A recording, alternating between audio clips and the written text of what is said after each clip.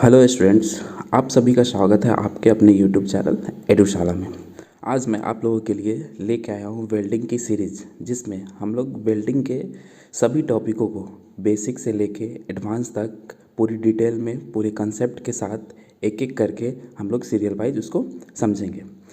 ये सीरीज उन छात्रों के लिए काफ़ी महत्वपूर्ण होने वाला है जो welding, fitting, Turner, machinist trade से आईटीआई कर रहे हैं, साथ साथ वैसे छात्र जो पॉलिटेक्निक या बीटेक मैकेनिकल इंजीनियरिंग से कर रहे हैं। इसलिए वीडियो को ज़्यादा से ज़्यादा लाइक करें तथा चैनल को सब्सक्राइब करें, जिससे आगे की जो भी वीडियो है वो आप लोगों तक आसानी से उसकी नोटिफिकेशन पहुंचते रहे। तो आज हम लोग इंट्रोडक्शन ऑफ वेल्डिंग के बारे में डिस्कस करेंगे और क्लासिफिकेशन ऑफ वेल्डिंग के बारे में डिस्कस करेंगे। सबसे पहले देखते हैं हम लोग इंट्रोडक्शन ऑफ वेल्डिंग। वेल्डिंग होता क्या है? वेल्डिंग की डिफिनीशन।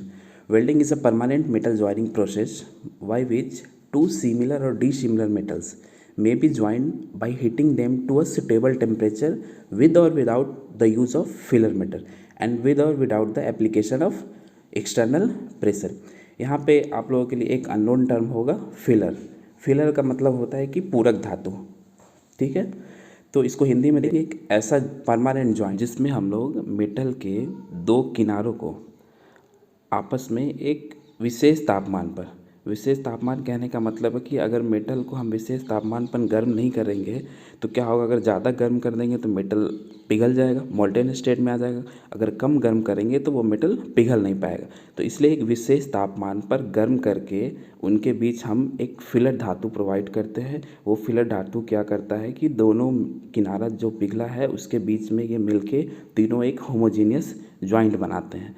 और इस पर हम लोग किसी वेल्डिंग में दबाव लगता है, किसी वेल्डिंग में दबाव नहीं लगता है, तो इसके कारण क्या होता है, आपस में ज्वाइंट बन जाता है। अब नेक्स्ट हम लोग देखते हैं इसके क्लासिफिकेशन के बारे में। तो वेल्डिंग को दो वर्गों में बांटा गया है, on the basis of metal to be joint and on the basis of pressure applied for welding. पहला है आपका होमोजीनियस वेल्डिंग, दूसरा है हेट्रोजीनियस वेल्डिंग।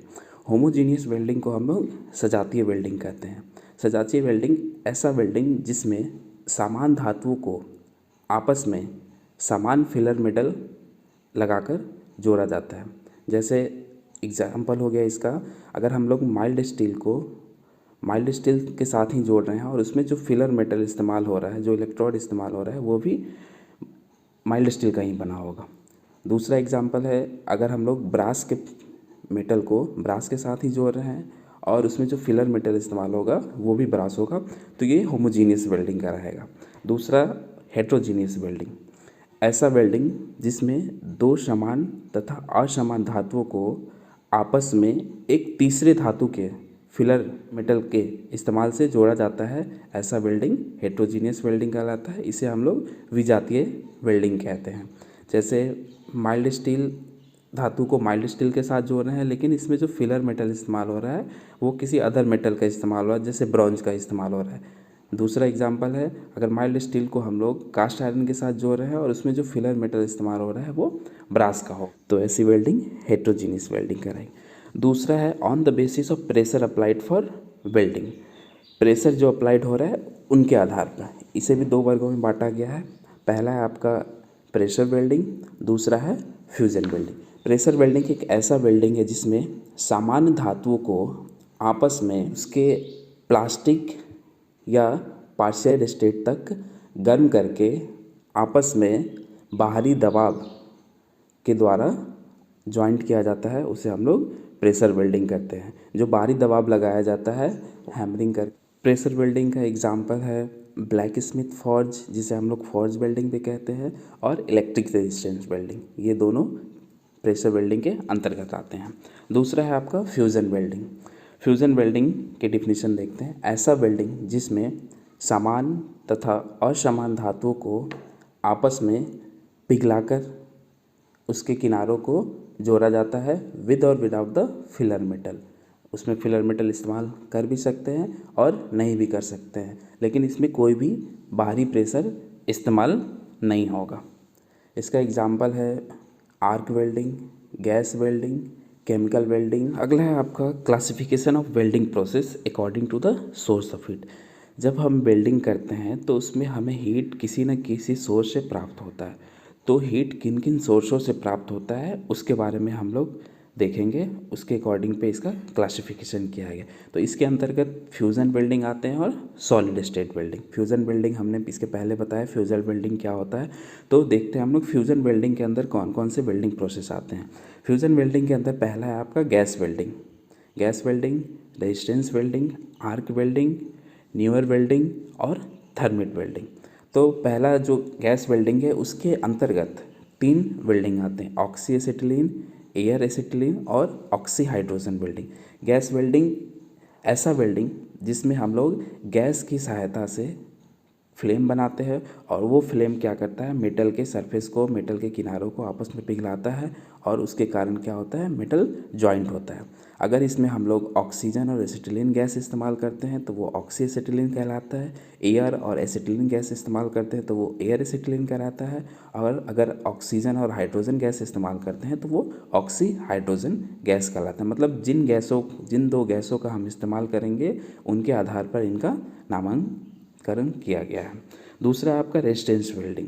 रेजिस्टेंस वेल्डिंग में जो इलेक्ट्रिक रेजिस्टेंस होता है उसकी हीट से क्या होता है, मेटल आपस में पिघलते हैं। तो इनको भी 4 पार्टों में डिवाइड किया गया है, spot welding, seam welding, projection welding, butt और फ्लैश वेल्डिंग। नेक्स्ट है आर्क वेल्डिंग। आर्क वेल्डिंग में सबसे पहला है कार्बन आर्क। तो कार्बन आर्क में हम लोग क्या करते हैं कि एक कार्बन का इलेक्ट्रोड होता है जो कि नॉन कंज्यूमेबल इलेक्ट्रोड होता है। तो उस नॉन कंज्यूमेबल कार्बन के इलेक्ट्रोड से हम लोग क्या करते हैं, आर्क का निर्माण करते हैं और वो आर्क मेटल को पिघलाता है, उसके कारण मेटल आपस में जॉइंट होते हैं। दूसरा है आपका मेटल आर्क, जिसे हम लोग MMAW भी कहते हैं, मैनुअल मेटालिक आर्क वेल्डिंग। इसमें भी क्या होता है कि एक कंज्यूमेबल इलेक्ट्रोड इस्तेमाल होता है। कंज्यूमेबल इलेक्ट्रोड आर्क बनाता है और उन आर्क से मेटल के किनारे पिघलते हैं और आपस में जॉइंट होते हैं। नेक्स्ट है आपका plasma arc. Plasma arc welding में प्लाज्मा क्या है, एक हॉट आयनाइज्ड गैस है। हॉट आयनाइज्ड गैस क्या करता है, मेटल के किनारों को पिघलाता है हाई टेम्परेचर पे, जिसके कारण मेटल आपस में जॉइंट होते हैं। नेक्स्ट है मिग और टिग। मिग को हम लोग बोलते हैं metal inert gas welding, TIG को बोलते हैं टंगस्टन इनर्ट गैस वेल्डिंग। इन दोनों वेल्डिंगों में गैस का इस्तेमाल होता है। मिग में हम लोग ज़्यादातर CO2 का इस्तेमाल करते हैं और टिग में आर्गन और हीलियम का इस्तेमाल करते हैं। TIG में टंगस्टन इलेक्ट्रोड का इस्तेमाल किया जाता है जो कि एक नॉन कंज्यूमेबल इलेक्ट्रोड है। नेक्स्ट है आपका atomic hydrogen. Atomic hydrogen welding में हम लोग 2 नॉन कंज्यूमेबल टंगस्टन इलेक्ट्रोड का इस्तेमाल करते हैं। वो दोनों टंगस्टन इलेक्ट्रोड क्या करते हैं, मेटल को पिघलाते हैं और उनके ऊपर जो सेल्डिंग होती है वो हाइड्रोजन गैस की होती है। अगला है आपका न्यूअर वेल्डिंग, मतलब new generation welding. New generation welding में इलेक्ट्रॉन बीम वेल्डिंग आता है और लेज़र बीम वेल्डिंग आता है। इलेक्ट्रॉन बीम वेल्डिंग एक फ्यूज़न वेल्डिंग है जिसमें इलेक्ट्रॉन के बीम हाई वेलोसिटी से मेटल के सरफेस पे जाते हैं और क्या करते हैं, हीट प्रोवाइड करते हैं, जिनके कारण मेटल पिघलता है और मेटल पिघलने के कारण वो आपस में क्या होता है, जॉइंट होता है। दूसरा आपका लेज़र बीम। लेज़र बीम का फुल फॉर्म होता है light amplification by stimulated emission of radiation. जो लाइट है उसका एम्प्लीफिकेशन किया जाता है। तो वो लाइट क्या होता है कि मेटल के सरफेस पे जाता है और वो सरफेस को हीट करता है। थर्मिट वेल्डिंग एक प्रकार का ऐसा जॉइंट है जिसमें जो जॉइंट होता है वो केमिकल रिएक्शन के द्वारा आता है। इसमें हम लोग आयरन ऑक्साइड और एल्युमिनियम को एक साथ कंबाइन करके उसमें केमिकल रिएक्शन करवाते हैं, जिसके कारण क्या होता है, हीट प्रोड्यूस होता है। उस हीट के कारण मेटल मेल्ट होता है और आपस में जॉइंट होता है। इसका ज़्यादातर इस्तेमाल रेलवे की जो पटरी होती है उनको जॉइंट करने में इनका इस्तेमाल हम लोग करते हैं। सॉलिड स्टेट वेल्डिंग एक प्रकार का ऐसा वेल्डिंग है जिसमें किसी भी प्रकार का फिलर मेटल का इस्तेमाल नहीं किया जाता है। इस वेल्डिंग में हम लोग क्या करते हैं कि जिन 2 पार्टों को आपस में जॉइंट करना है उन दोनों पार्टों को आपस में प्रेशर के द्वारा एक साथ आपस में टकराते हैं, जिनके कारण हीट प्रोड्यूस होता है और वो क्या होते हैं, आपस में जॉइंट होते हैं। या तो हीट और प्रेशर दोनों एक साथ कंबाइन करके इसे आपस में जॉइंट किया जाता है। सॉलिड स्टेट वेल्डिंग के अंतर्गत friction welding, ultrasonic welding, diffusion welding, explosive welding, forge welding और कोल्ड वेल्डिंग आते हैं। तो अभी हम लोगों ने according to the source of heat के आधार पर बहुत सारे वेल्डिंग प्रोसेस के बारे में जाना। ये सभी हम लोगों ने अभी जो भी डिस्कस किया है वो शॉर्ट में डिस्कस किया। आगे हम इन सभी वेल्डिंग प्रोसेस के बारे में डिटेल में एक एक करके उसके प्रिंसिपल, उसका एप्लीकेशन, उसमें क्या क्या इस्तेमाल होते हैं, इन सभी के बारे में डिस्कस करेंगे डिटेल में। अगर आप लोगों को वीडियो अच्छा लगा हो तो वीडियो को लाइक करें और चैनल को सब्सक्राइब करें। मिलते हैं नेक्स्ट वीडियो में, तब तक के लिए thank you, bye bye, take care.